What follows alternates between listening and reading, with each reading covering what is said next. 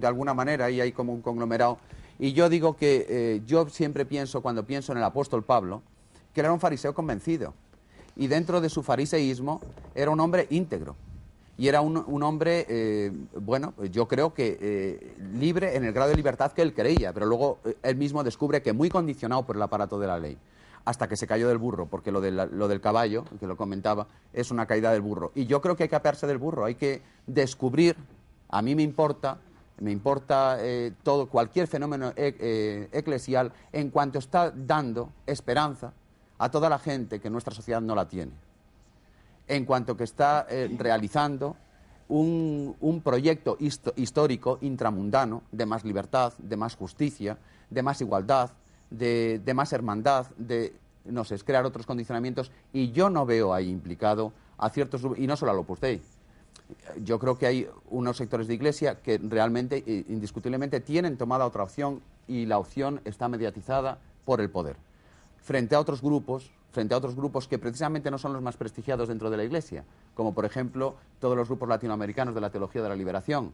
Y se da mucho más carta de ciudadanía en la Iglesia hoy a grupos como el Opus que a otros grupos que yo creo que están siendo mucho más consecuentes con la realidad evangélica, con todo lo que se pueda discutir o con todos los fallos que puedan tener.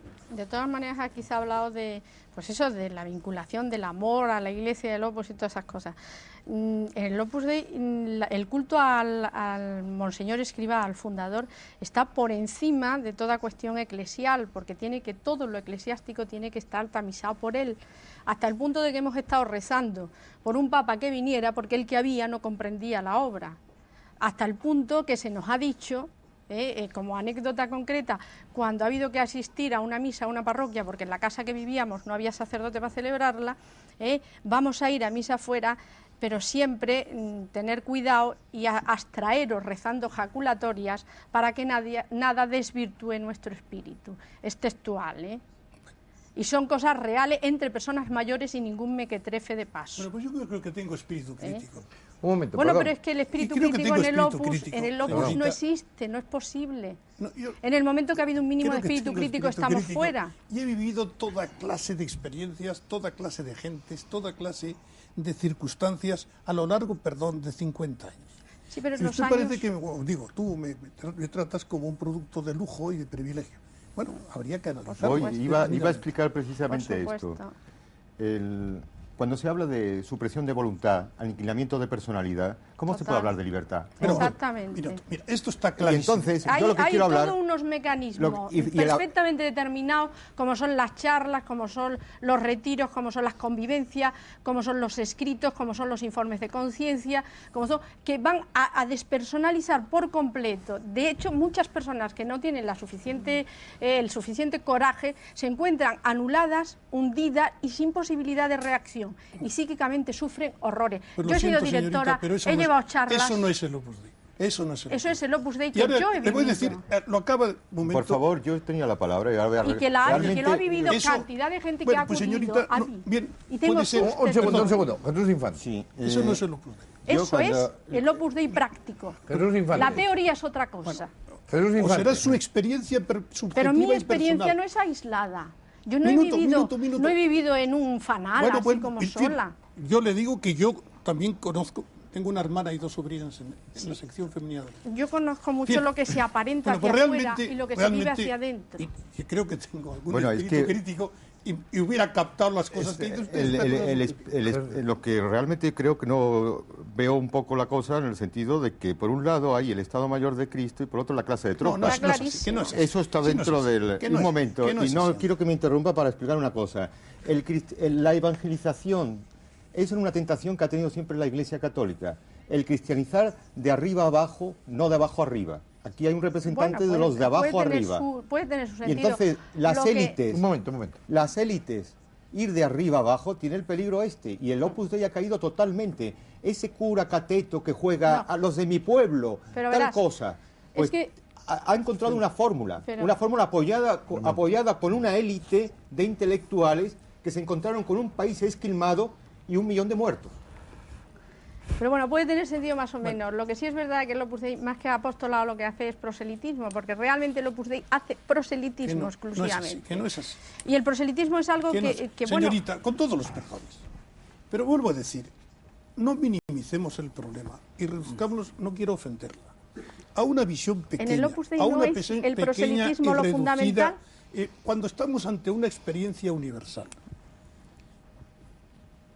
He citado varias veces y veo que no les, por lo que sea, realmente una documentación, unos textos en los cuales no solo se habla, me parece que no se juega con las palabras. Cuando se hace un documento de esta importancia, en que se habla que hay una obra de inspiración divina, yo creo que esto obliga a pensar. Lo más grande es que se hagan cosas en nombre de Dios, precisamente de este tipo. Es decir, que esto después de haber consultado con 2000 obispos en el mundo entero, esto es una cosa que la vamos a comparar con todos los perdones, señorita, con su experiencia personal subjetiva. Yo no quiero ofenderla, pero realmente toda España, estos días, ha visto A mí me ha sorprendido también, Carlos Ferrer, que ningún obispo quisiera estar con nosotros, que ha querido estar en otros programas, sobre, decía antes, la Biblia, Jesús... Esto habrá que preguntarnos por qué. Yo tengo verdadero interés en saberlo. Sí, yo también. Es una pregunta verdadera. ¿Me decir algo, por favor? Opus Dei El Opus Dei ha desarrollado el doble pensamiento y lo ha llevado a unos niveles muy sofisticados.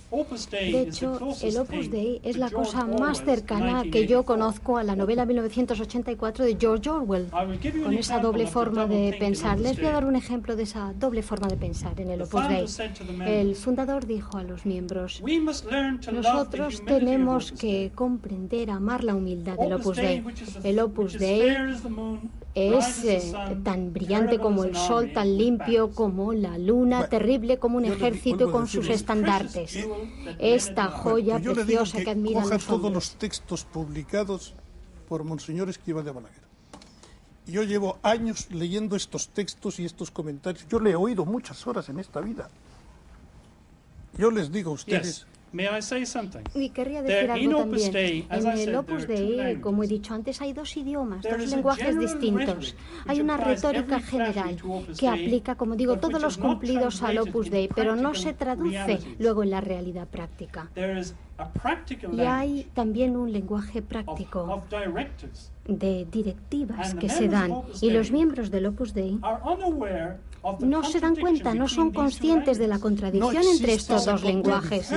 Por tanto, con una sinceridad total y completa, repito, con la mayor sinceridad del mundo, el señor Calvo Serer, que está aquí, nos habla de la retórica general maravillosa del Opus Dei con total sinceridad, pero los miembros individuales, sus vidas, están gobernadas por unas directivas prácticas que son, como he dicho, acerbas, totalitarias y que además fomentan el secreto y el engaño. Por ejemplo, la regla 191 de la Constitución del Opus Dei prohíbe a los miembros de que revelen al público que pertenecen al Opus Dei. Es formidable todo esto.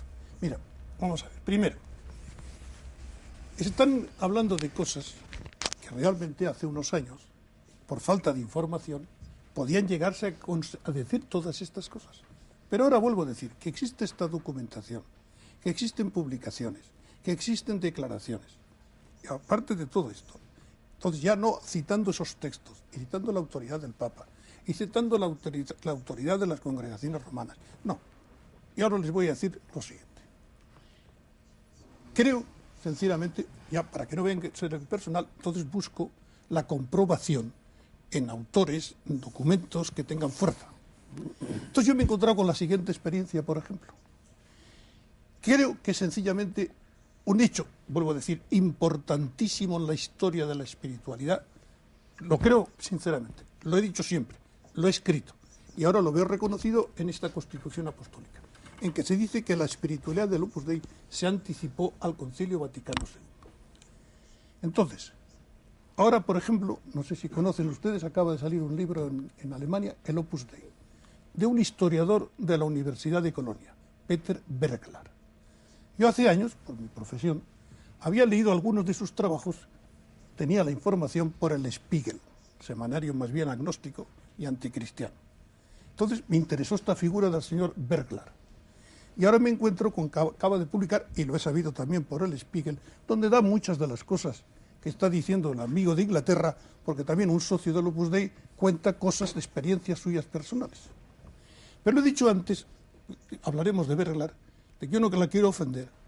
Pero ¿cuándo? Escúcheme un momento, yo no estoy hablando de experiencias personales, yo estoy hablando de los documentos que tengo, de la crónica y de la constitución del Opus Dei. Hace años que estoy leyendo, no tienen estoy hablando de la praxis, no estoy hablando de una retórica general.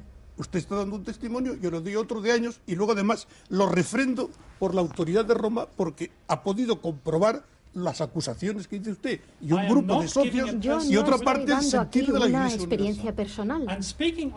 Estoy hablando de la actitud del fundador al Concilio Vaticano. Detestaba el concilio. Esta afirmación, perdón, hasta tal grado que... Pero es que es intolerable. Por favor, ¿me deja usted terminar? Cuando hay un documento de Roma Cálmese y déjeme terminar. Por favor.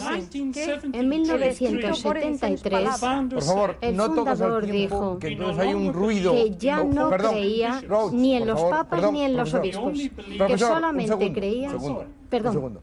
Quiero decir, todos, con todas las posibilidades, según el tiempo, nada más que eso. Pero no todos al tiempo, porque si no lo que hay es un ruido en pantalla, y entonces no se entiende lo que dice cada uno de ustedes, simplemente eso. Profesor Roach, y adelante la respuesta. Gracias. El fundador dijo en 1973 que ya no creía ni en el Papa ni en los obispos. Los miembros del Opus Dei en aquel momento me dijeron a mí que si tenían que elegir, elegirían al fundador en vez de al Papa. También se habló sobre si el Opus Dei se iba a separar de la Iglesia Católica. Yo me alarmé. Me alarmé y entonces hice un informe interno sobre el Opus Dei y se lo presenté al fundador. Y él negó absolutamente todo. Y el Opus Dei intentó echarme de la organización en aquella ocasión. O sea que yo les dije, bien, si me echan, pues iré al Vaticano. Y no me echaron.